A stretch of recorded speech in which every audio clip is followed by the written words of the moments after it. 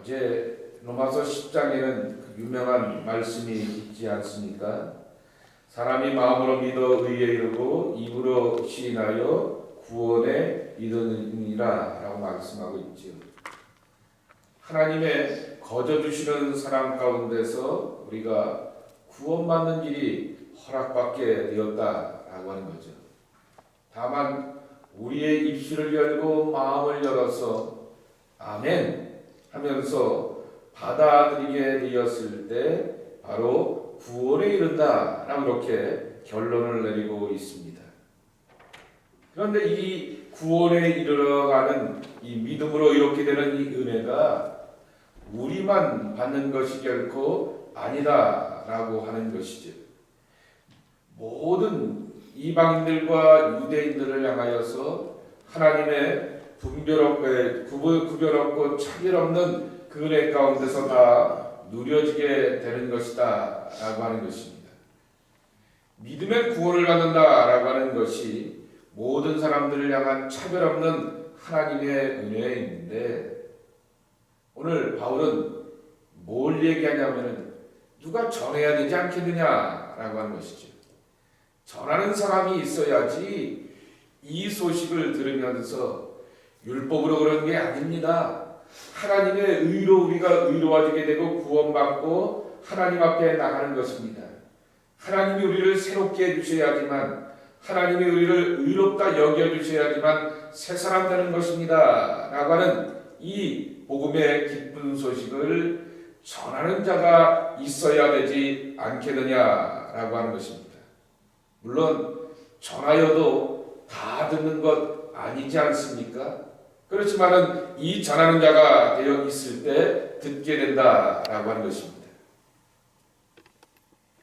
지난주까지 제가 페이스북에 보게 되면은 장기영 교수라고 하는 분이 계시는데 서울신대 유아레슬레 전공자입니다. 그분의 글 가운데 이런 글을 하나, 긴 글을 읽었던 기억이 납니다. 요한웨슬레와 칼빈의 차이는 머리카락 하나 차이다 라고 하는 거죠. 머리카락 하나 차이 요밖에 없다 라고 하는 거죠. 근데 이제 이 서로를 향하여서 장로교, 감리교라고 하면서 왜곡들을 해놓게 되었고, 인간의 공로와 노력과 거룩을 향하여서 구원받는 것이다 라고 말하게 되는데 아니다 라고 하는 거죠. 이 장로교도 칼빈도 그렇지만은 웨슬레도 마찬가지라고 하는 거죠. 하나님의 긍휼하심의 은총 가운데서 우리가 구원받게 되고, 긍휼하심의 은총 가운데서 예수님을 허락하시고 예수님을 보내주셨기에 그 예수님을 믿고 받아들임을 말미암아 우리가 새로워지는 은혜를 누리게 된다라고 하는 거죠. 전적인 하나님의 은총, 전적인 하나님의 구원의 초대 가운데서 우리가 새로워진다라고 하는 것입니다. 이거는 감리교든 장로교든 표현의 차이는 살짝 있지만은 그 근본적인 차이는 없다라고 하는 것입니다. 그럼 머리카락 하나 차이가 뭐냐라고 말하게 되었을 때 이렇게 말하게 됩니다. 장로교는 칼빈에게 있어서는 구원받는 것은 하나님의 계획하시고 예정하신 선택 가운데서 이루어지게 되는 것이지만은, 그러나 웨슬레에게 있어서 구원을 받는다라고 하는 것은 반응이라고 하는 것이죠.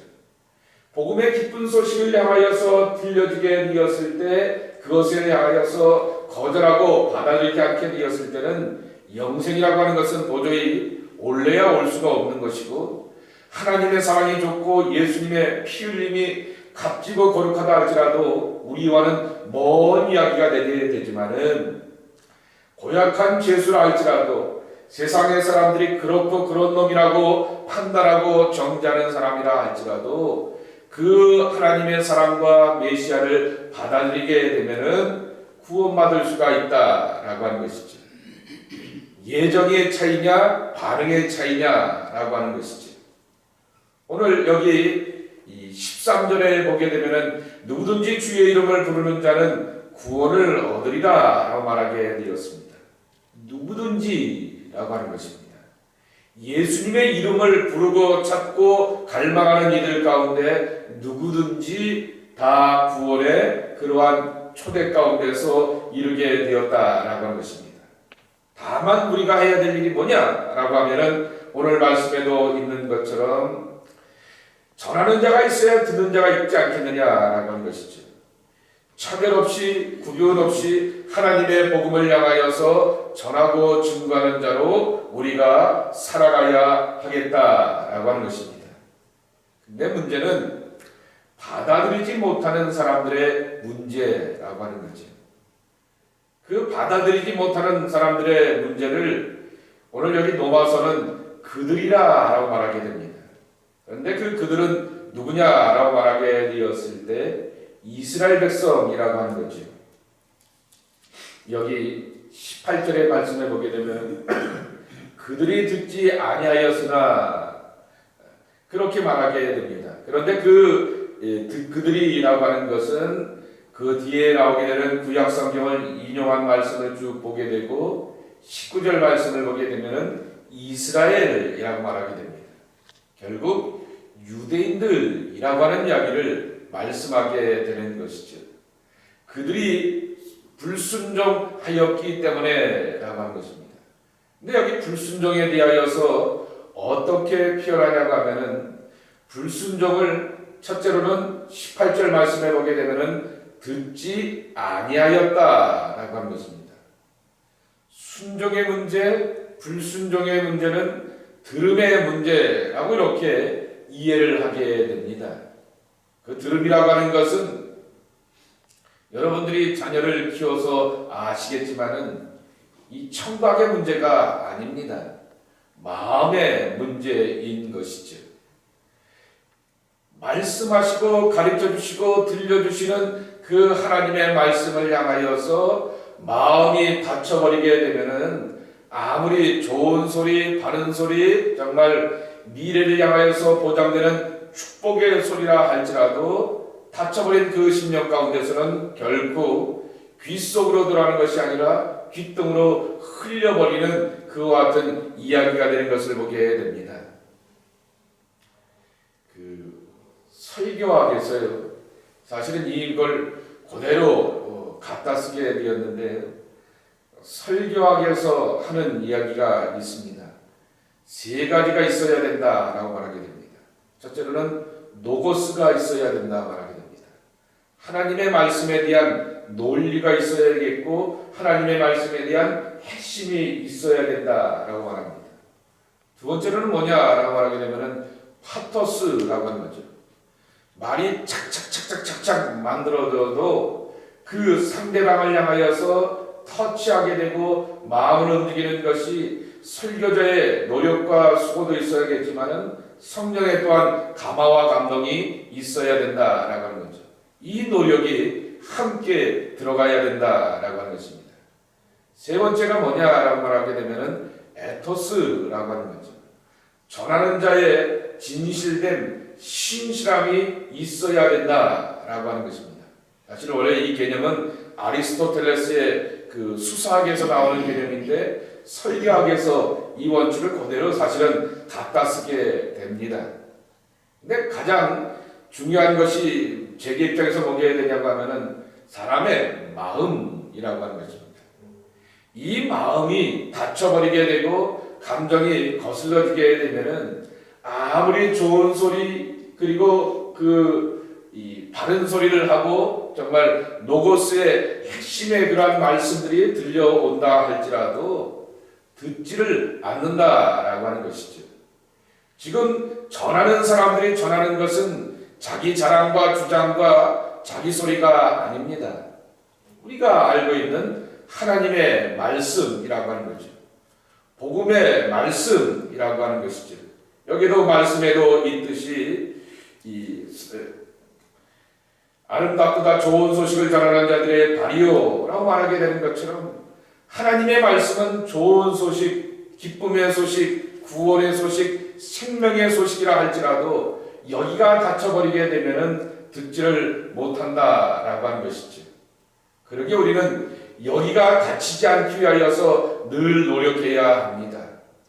하나님의 말씀을 듣게 되었을 때 내 감정에 대해서도 이 마음에 대해서도 잘 다스려야 될 뿐만 아니라 우리는 내 마음을 따라서 말씀을 듣는 자들이 아니라고 하는 것이죠. 그 말씀이 생명력이 있고 그 말씀이 진리가 되고 나를 소생시키고 삶의 구원이 되는 것은 성령의 터치라고 하는 거죠. 하나님께서 만져주지 아니하시게 되면 말씀이 되지 않고 말씀 속에서 삶의 변화와 진리의 기쁨과 감격으로 살아가지를 못한다라고 하는 것이죠. 그러기에 이스라엘 백성들이 왜 불순종의 사람이 되었는가라고 하는 거죠. 그들 가운데 역사하시는 하나님에 대한 어떠한 기대치도 없었고 자기들의 판단과 기준과 감정의 잣대를 가지고서 이 복음을 전하는 자들의 것들에 대하여서 다 판단하였기 때문에 메시아도 거절하게 되었고 바울과 같이 복음을 증거하는 자들을 향하여서 거부하고 거절하였기 때문에 그들은 불순종의 자식이 되었다라고 하는 것이죠. 오늘 우리가 우리 자신을 향하여서 다시 한번 돌아봐야 한다라고 하는 것입니다. 감정이 성령을 거슬리지 말자라고 하는 거죠. 우리는 언제나 성령님께 굴복하고 항복하고 성령님의 통치와 다스림 가운데서 나가는 그러한 복된 사람들이 되어야 하겠다라고 하는 것입니다. 오늘도 하나님의 말씀은 여러분들에게 계속해서 들려져 오고 있습니다. 그 들려져 오는 주의 말씀을 향하여서 마음의 문을 열 뿐만 아니라 무조건적으로 여러분이 초대해야 될 분이 있습니다. 성령님 오시옵소서. 내 말씀, 내 마음을 주관하시고 삶을 다스려 주시어서 언제나 하나님의 뜻과 말씀에 아멘하고 순종하는 믿음의 사람이 되어서 듣는 자가 복되도다 라고 말씀하여 주셨던 듣는 자의 복을 누려가는 주의 사람 되게 하옵소서 라고 하는 것이 이 아침에 여러분의 기도와 마음의 자세가 되기를 주님의 이름으로 축복합니다. 또 한 가지는 여기 19절에 보게 되면은 이렇게 말씀하고 불순종에 대하여서 이렇게 말하게 됩니다. 그러나 내가 말하노니 이스라엘이 알지 못하였느냐 그랬습니다. 먼저 믿는 자로서 하나님의 말씀을 듣기도 하였고 가르침을 받기도 하였고 이 모세 때에는 경험하기도 하게 하나님을 진정한 삶으로 몸으로 경험하기도 하였지만은 알지 못하였다 라고 이렇게 말하게 됩니다. 하나님을 소화해내지 못하였다 라고 하는 것이죠. 그 히브리어 단어 단어를 제가 갑자기 생각이 났는데 까먹었겠는데 그 의미는 기억나게 됩니다. 가르친다, 교육한다 라고 하는 그 말의 히브리어 단어의 뜻은 바늘로 콕콕 찌른다 라고 하는 것입니다. 바늘로 찌르면 어떻게 되죠? 아파요. 그리고 몸으로 생생하게 느껴요 라고 하는 거죠. 가르침을 받고 교육을 받는다 라고 하는 얘기는 그런 뜻이라고 하는 것이죠. 그런데 이스라엘 백성들은 그것을 알지 못하였다 라고 하는 거죠. 여러분 신구약 성경 가운데서 고침받는 많은 질병의 이야기 가운데 하나가 나병 혹은 문둥병에 관한 이야기들이 많습니다. 그런데 그 나병과 문둥병의 증상 가운데 하나는 바로 통증에 대하여서 무감각해지게 되는 것이죠. 결국 썩게 되고 그것이 바로 심각함으로 이어지는 그 경우들을 알게 되는 것이죠. 알지 못하고 소화해내지 못한다라고 하는 말의 뜻은 바로 이러한 맥락일 것입니다. 하나님은 임마누엘로 늘 살아계시고 우리와 함께 하시고 우리 곁에 말씀하시고 우리와 동행하여 주시는 거죠. 근데 그분이 내게 함께하여 주시고 내게 가르쳐 주시고 말씀하여 주시는 것을 향하여서 우리가 알지 못한다라고 하는 것은 감각하지 못한다라고 하는 것이고 깨닫지 못한다라고 하는 것이고 그것을 향하여서 경험하지 못한다라고 하는 거죠. 요새 아이들 말로 참교육을 하나님은 날마다 시키게 되는 것이죠. 연단과 훈련과 여러 가지 환경과 사회적인 주변의 일들을 통하여서 하나님은 우리를 향하여서 참교육시키시며 하나님의 뜻을 가르쳐 주시게 되는데 우리는 깨닫지 못하고 알지 못할 때가 많다라고 하는 것입니다. 바울은 이것을 먼저 유대인들을 향하여서 책망하고 있게 되는 것입니다. 그렇게 그들이 복음의 의의를 제대로 이해하지도 못하게 되었고 그러한 것을 깨닫지 못하게 되었던 사람들이 교회 공동체에 들어오게 되어서 이 구원의 방법조차도 왜곡하고 있다라고 하는 것이죠. 율법의 충실함, 율법의 경건함, 율법의 성실함이 바로 의에 이른다라고 말하게 되는데 그거 아니다라고 하는 거죠. 하나님의 은혜 가운데서 하나님께서 우리를 구원하여 주시는 그 초대 가운데서 우리는 예수 그리스도를 통하여서 구원받고 새로워지며 의의 백성이 될 수가 있다라고 하는 것입니다. 그리고 다시금 그 이스라엘 백성들이 걸어가게 되었던 실수를 하지 말자라고 하는 것이죠. 그 두 가지의 불순종의 이야기를 하게 됩니다. 첫째로는 듣지 않는 자라고 하는 거죠. 여러분, 우리는 늘 듣는 자가 되어야 하겠다라고 하는 것 다시 한번 기억하며 주의 성령을 모셔드리고 초대하며 살아야 하겠다라고 하는 것입니다. 또 한 가지는 듣지 못하는 자들의 불순종의 모습이 이스라엘 사람들에게 하나 있게 되었는데 하나님께서 우리를 향하여서 말씀하여 주시고 가르쳐 주시는 것에 대하여서 우리가 알지 못하게 되는 그런 영적인 무감각에 대하여서 날마다 근신하고 각성하는 자가 되어야 하겠다라고 하는 것입니다. 오늘 들려주셨던 이 두 가지의 말씀을 여러분이 기억하게 되면서 우리가 전하는 자가 되어서 그 전하는 자의 삶 가운데서 듣는 자들이 주의 성령 가운데 살고 깨닫고 그리고 생명 얻고 질 가운데 살기를 소망하는 모습이 되어야 하겠습니다.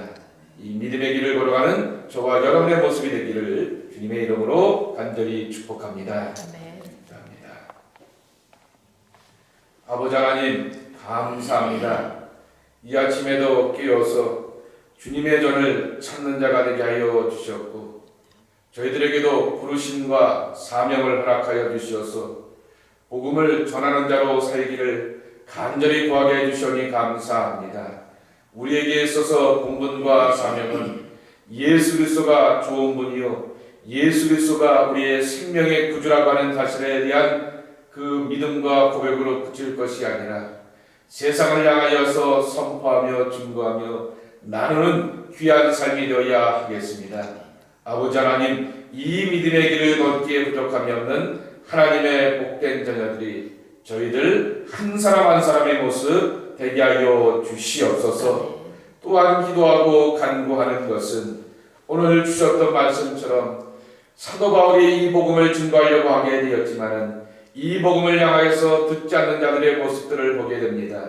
가정에서, 교회 공동체 안에서, 주변에서 이와 같이 듣지 않는 자의 모습들을 우리가 기억하면서 성령님 그들을 주관하여 주시옵소서. 다스려 주시옵소서. 통치하여 주시옵소서. 듣는 자의 복을 누려가기에 부족함이 없는 하나님의 복된 자녀들 되게 하여 주시옵소서. 이 아침에도 주님의 전에 나와서 기도하는 것은 우리가 끼어있는 자가 되어서 영적으로 예민한 자가 되고 정말 하나님께서 가르쳐 주시고 교육하시고 우리에게 말씀하시고 또 깨닫게 하시는 그 은혜 가운데서 기쁨으로 나가기를 소망합니다. 말씀을 묵상하면서 하나님의 깊이로 초대받는 저희들에게 도와주시옵시고 기도하면서 하나님의 감동과 음성 가운데서 기쁨으로 나가기에 부족함이 없는 하나님의 복된 자녀들 되게 하여 주시옵소서. 아버지 하나님, 이 아침에 기도하고 간구하는 것 가운데 하나는 주일을 위해서 기도합니다. 안식의 날이 되게 도와주시옵시고 축복된 날 되게 도와주시옵시고 하나님의 생명을 얻고 나누기에 부족함이 없는 은혜의 날 되게 부족함이 없는 귀한 복과 생명이 저희 가운데 충만한 한 날의 삶 되게 하여 주시옵소서. 그래서 하나님 앞에서 늘 기쁨과 감격으로 살아가는 주님의 사람들로 가득한 우리들의 주일들 되게 하여 주시옵소서. 감사할 때 예수님의 이름으로 간절히 축복하며 기도 올리옵나이다. 아멘.